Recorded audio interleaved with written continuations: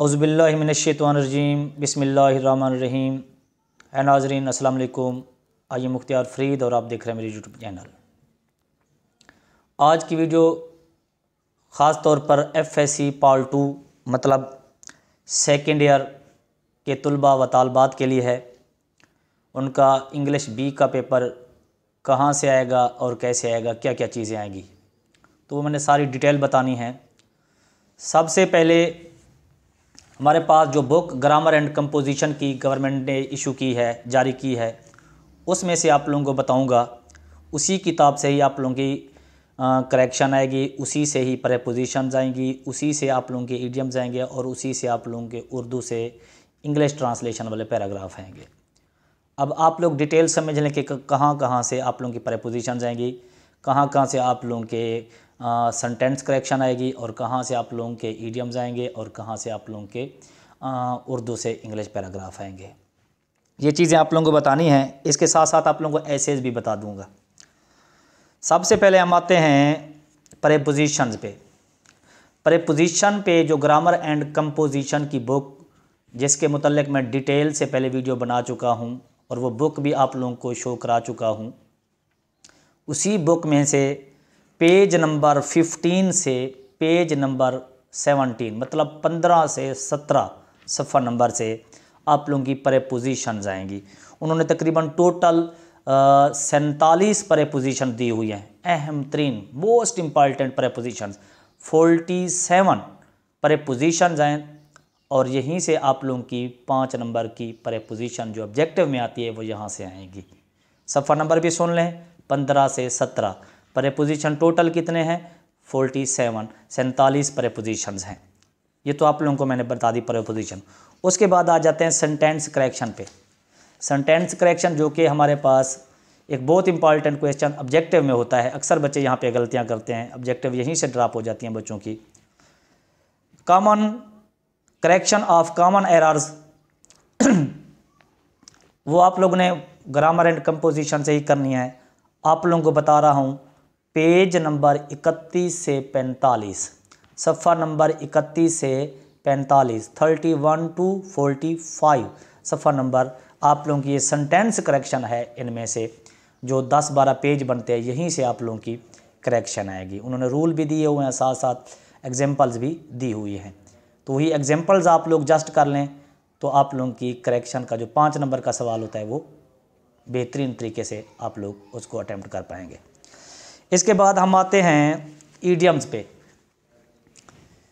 Idioms आप लोगों के टोटल 100 हैं, मतलब 100 ईडियम्स हैं, 100 ईडियम्स हैं और मोस्ट इम्पॉर्टेंट है। मैंने सारों को स्टडी किया है, सारों को पढ़ा है और सब के सब इंतहाई अहम है, मोस्ट रिपीटेड ईडियम्स हैं और वो 100 हैं, इसी बुक के अंदर दिए गए हैं। वो सफ़ा नंबर 62 से 66 पर है, 62 to 66 ईडियम्स। ये आप लोगों ने ईडियम्स करने हैं। यहाँ से आप लोगों का 10 नंबर का सवाल अटैम्प्ट होगा। 8 देंगे आप लोगों को, 5 आपने अटैम्प्ट करने होंगे और 2 नंबर का 1 होगा। तो ये 10 नंबर का यहाँ से आप लोग ये 100 ईडियम्स आप प्रिपेयर कर लें तो ये आप लोगों का 10 नंबर का सवाल ईजिली अटैम्प्ट हो जाएगा। इसके बाद हम चलते हैं पैराग्राफ्स पे, जो कि अक्सर बच्चों के लिए एक चैलेंज होता है ये सवाल।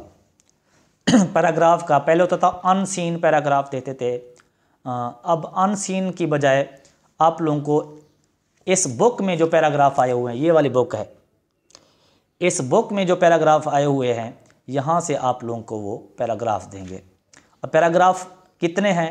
टोटल उन्होंने पैराग्राफ दिए हैं 30 सैंपल के तौर पर जो उन्होंने दिए हैं। ये सफ़ा नंबर 102 से 111 पर है।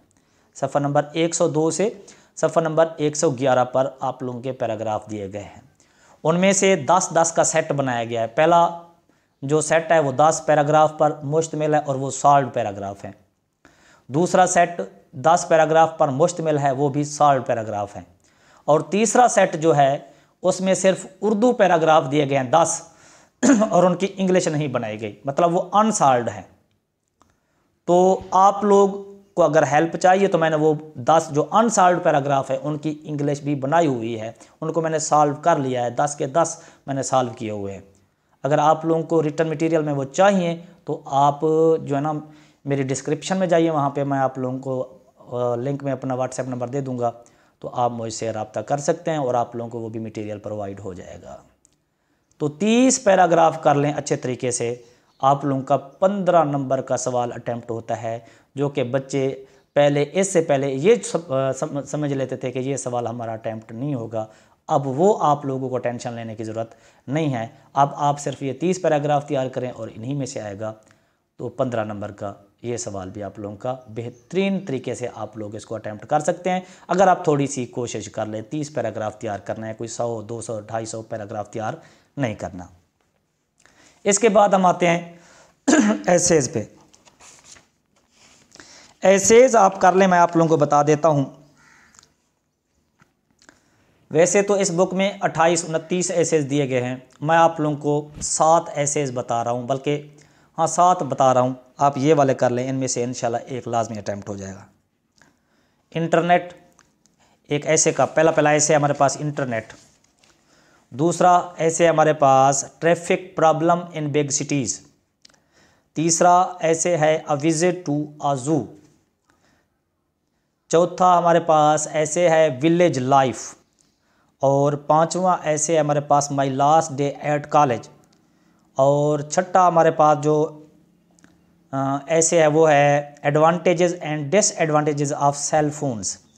और सातवां हमारे पास जो ऐसे है वो है फेस्टिवल्स। तो ये मैंने आप लोगों को 4-5 चीदा इंग्लिश बी की चीज़ें बतानी थी।